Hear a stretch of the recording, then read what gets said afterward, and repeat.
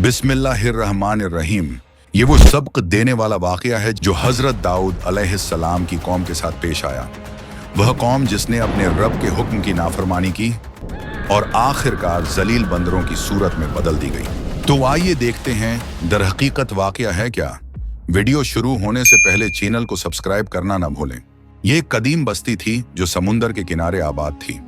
दिन के समय सूरज चमकता तो पानी में सोना घुल जाता और रात को लहरों की मध्यम आवाज फजा में एक अजीब सुकून पैदा करती थी। वहां के लोग समुंदर से मछलियां पकड़कर रोजी कमाते थे। उनकी जिंदगी खुशहाल थी, यहां तक कि एक दिन अल्लाह ताला ने उन पर एक खास हुक्म नाजिल किया। अल्लाह ने फरमाया, तुम हफ्ते के दिन यानी सब्त के दिन कोई दुनियावी काम न करना, न मछली पकड़ना, न व्यापार करना। ये दिन सिर्फ मेरी इबादत के लिए खास है। शुरू में सब ने इस हुक्म को दिल से कबूल किया। सब्त का दिन आता तो वो अपने काम रोक देते, इबादत करते और आराम फरमाते। मगर कुछ ही अरसे बाद उनके दिलों में लालच और आजमाइश ने सर उठा लिया। अल्लाह ताला ने उनका इम्तिहान लेने के लिए एक अजीब मंजर पैदा कर दिया। जैसे ही हफ्ते का दिन आता, मछलियां समुंदर की सतह पर झुरमट बनाकर तैरने लगती। बड़ी मोटी चमकती हुई मछलियां खुद किनारे के करीब आ जाती। लेकिन जब इतवार आता तो समुंदर जैसे खाली हो जाता। ऐसा लगता था जैसे मछलियां भी जानती हों कि आज सब्त है, आज उन्हें हाथ नहीं लगाया जाएगा। अब बस्ती के लोगों के दिल में वसवसा पैदा हुआ। वो सोचने लगे, अगर हम हफ्ते के दिन मछली नहीं पकड़ सकते तो क्या कोई रास्ता नहीं? कुछ चालाक लोग जमा हुए। उन्होंने एक नई तरकीब सूझी। वो कहने लगे, हम अल्लाह के हुक्म की नाफरमानी नहीं करेंगे, हम तो बस जाल लगा देंगे। आज यानी सब्त के दिन हम समुंदर में जाल डाल देंगे और कल इतवार के दिन जब मछलियां उनमें फंस जाएंगी तब हम जाकर उन्हें निकाल लेंगे। देखो, हमने तो सब्त के दिन मछली को हाथ भी नहीं लगाया। यह उनकी इंसानी चालाकी थी, लेकिन अल्लाह की निगाहों से कुछ भी छुप नहीं सकता। वो उनकी नियतों से वाकिफ था। रफ्ता रफ्ता पूरी बस्ती 3 गिरोहों में तकसीम हो गई। एक गिरोह वो था जो कहता था, यह क्या कर रहे हो, यह अल्लाह के हुक्म की तौहीन है।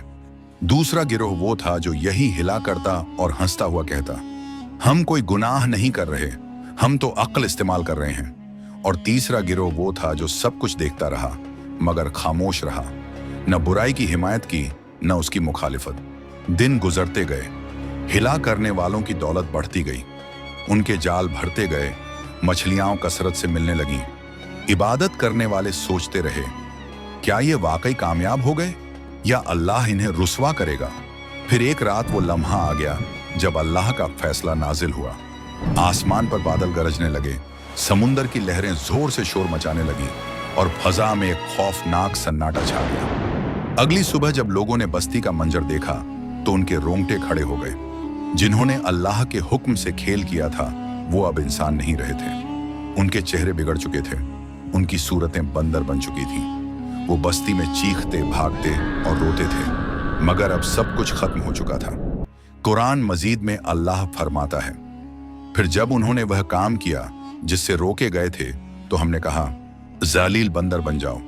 वो लोग जो बुराई से रोकते थे, अल्लाह ने उन्हें महफूज रखा, और वो जो खामोश रहे, कुछ मुफस्सिरीन के मुताबिक वो खौफ और शर्मिंदगी में मुबतला रहे। ये वाकया हमें एक गहरा सबक देता है, अल्लाह के अहकाम के साथ चाल नहीं चलनी चाहिए। हिला बज़ाहिर दानिशमंदी लगता है, मगर हकीकत में यह ईमान की कमजोरी है। अल्लाह के नज़दीक नियत सबसे ज्यादा अहम है। अगर नियत खालिस हो तो छोटा अमल भी इबादत बन जाता है, और अगर नियत खराब हो तो बड़ा अमल भी बेकार हो जाता है। और सबसे बढ़कर बुराई देखकर खामोश रहना खुद जुर्म के करीब है। अल्लाह नियतों को देखता है, चालों को नहीं, और ईमान हमेशा सच्चाई मांगता है, चालाकी नहीं।